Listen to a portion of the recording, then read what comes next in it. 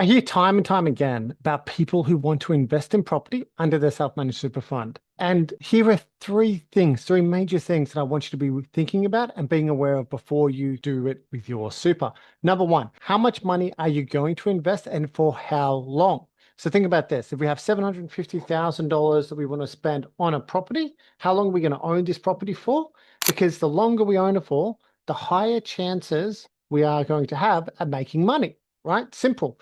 It's all about time in the market, not timing the market. Everybody goes, but Gary, Melbourne has been going down the last 2 years. It's 5% below its average all-time highs for 2 years.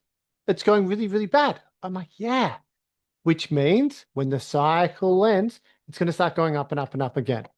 Second part is to remember that when you buy a property in a self-managed super fund, you also have to leave, $50,000, $60,000 worth of cash inside the super fund, because your self-managed super fund should not have $0 in the bank account. It should not be fully invested. You should always have $20,000, $30,000, $50,000 cash in there in case of bills and emergencies. And the third and final thing to remember that getting a loan under a self-managed super fund is actually different to getting it under your personal name. And what I mean by that is the self-managed super fund can have the loan.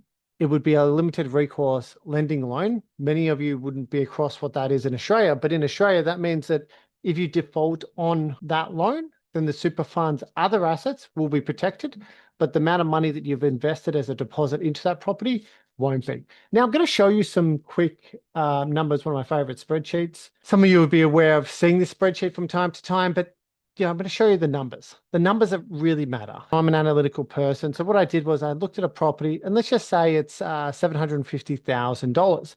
And let's just say that we put $525,000 as a loan. We leave $50,000 cash in the super fund. The deposit required is 225. The total cash under the super fund would be then 275. Let's just say we average a 7% return. Net rental income would be $26,000. Expected expenses $5K. Loan repayments $39,000. Additional cash required of $18,000.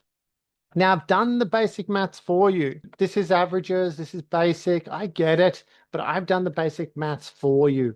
So if we bought this property, we held true to a 7% capital growth on average over a 10-year cycle, then the super fund balance, or the value of that super fund, would be somewhere around that $1.07 million after 10 years by buying one asset, one simple investment decision today, and ignoring all of the noise and the emotional decisions around why you should sell it over the next 9 years, and holding on to it for 10 years could get you above that $1 million. What I've done down here too, I just want to show you that, an industry retail super fund with the same amount of money in it, with the same contributions over that 10-year period, would look around that $758,000 as a balance after 10 years, where just being boring, simple, easy, one property could net you an extra $318,000 over a 10-year period.